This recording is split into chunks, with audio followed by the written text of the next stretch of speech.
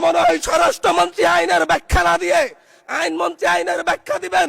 স্বরাষ্ট্রমন্ত্রীর এসবে মনোযোগ দেওয়া দরকার। স্বরাষ্ট্রমন্ত্রীর মনোযোগ দেওয়া দরকার। সারা দেশে কোথায় কোথায় সন্ত্রাসীরা রয়েছে সেই সকল সন্ত্রাসীদের তালিকা করে তাদেরকে বিচারের ব্যবস্থা করা দরকার। স্বরাষ্ট্রমন্ত্রীর উচিত ধন্যবাদ মাননীয় সদস্য। নেতা কর্মীরা হত্যার শিকার হয়েছে তাদের বিচারের ব্যবস্থা করা দরকার। ধন্যবাদ মাননীয় সদস্য। এই ইলেকশনে ভোট ডাকাতি দেখেছি, আমার ঘাড়ি বহরে হামলা করা হয়েছে। আমি কি এই ইলেকশনের জন্য নিজের রক্ত জড়িয়েছি?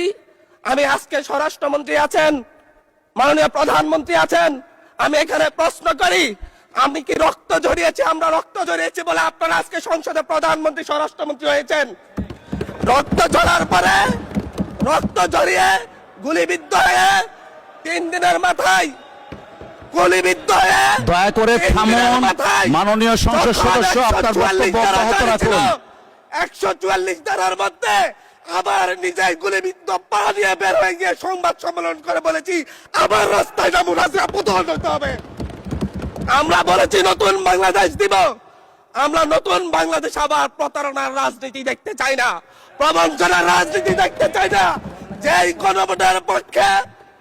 গণভোটের পক্ষে আমাদের মাননীয় প্রধানমন্ত্রী প্রচারণা চালিয়েছেন, যে আদেশের পক্ষে মাননীয় সরকার দলীয় সংসদ সদস্যরা প্রচারণা চালিয়েছেন, আজকে এখানে এসে কেন এটা নিয়ে আবার দীর্ঘ আলোচনা হতে হবে? আমরা 90-এর গণঅভ্যুত্থানের কথা বলে যাই নাই।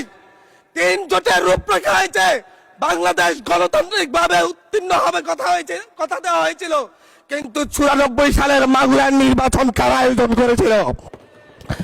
কারা 94 সালে মাগুরার নির্বাচন আয়োজন করেছিল?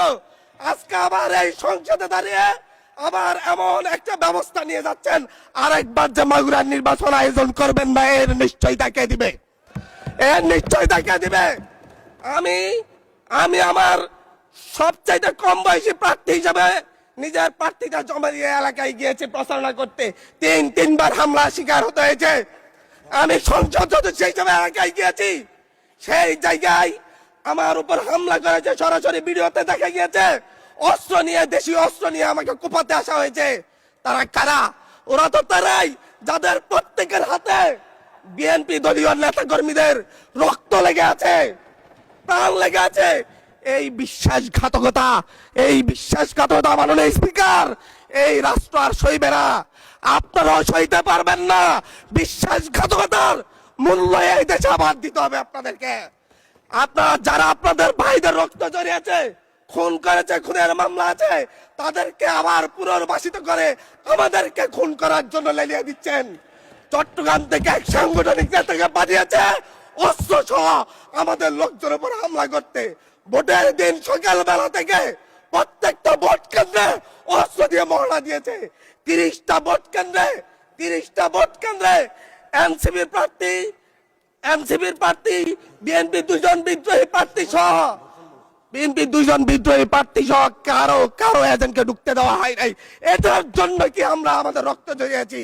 মাননীয় স্পিকার, ইলেকশনের একদিন পরে আমাকে আর 1 মিনিট বাড়িয়ে দিবেন মাননীয় স্পিকার, 1টা মিনিট।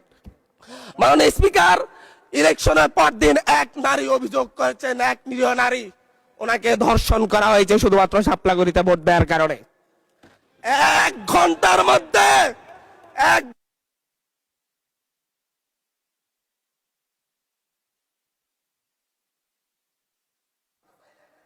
ধন্যবাদ মাননীয় সংসদ।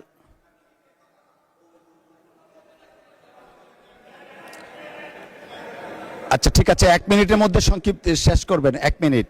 মাননীয় স্পিকার, একজন ভুক্তভোগী নারী অভিযোগ করেছে ওনাকে ধর্ষণ করা হয়েছে শাপলাগুড়িতে ভোট দেওয়ার কারণে। সার্কেল এসপি 1 ঘন্টার মধ্যে বলেছে এই ধরনের কোনো ঘটনা ঘটে নাই। আজকে 42 দিন পার হয়েছে, এখনো ডিএনএ রিপোর্ট আসে নাই।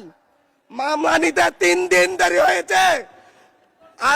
সিভিল সার্জন অফিস তদন্ত কমিটি করে দিয়েছে, তদন্ত কমিটির রিপোর্ট জমা দিয়েছে, ভুক্তভোগী নারী জানে না তার তদন্ত রিপোর্ট কি এসেছে। এই ভয়াবহ পরিবেশ তৈরি কারা করছে? আমার মনে হয় স্বরাষ্ট্রমন্ত্রী আইনের ব্যাখ্যা না দিয়ে আইনমন্ত্রী আইনের ব্যাখ্যা দিবেন। স্বরাষ্ট্রমন্ত্রীর এসবে মনোযোগ দেওয়া দরকার। স্বরাষ্ট্রমন্ত্রীর মনোযোগ দেওয়া দরকার। সারা দেশে কোথায় কোথায় সন্ত্রাসীরা রয়েছে সেই সকল সন্ত্রাসীদের তালিকা করে তাদেরকে বিচারের ব্যবস্থা করা দরকার। স্বরাষ্ট্রমন্ত্রীর উচিত ধন্যবাদ মাননীয় সদস্য। নেতা কর্মীরা হত্যার শিকার হয়েছে তাদের বিচারের ব্যবস্থা করা দরকার।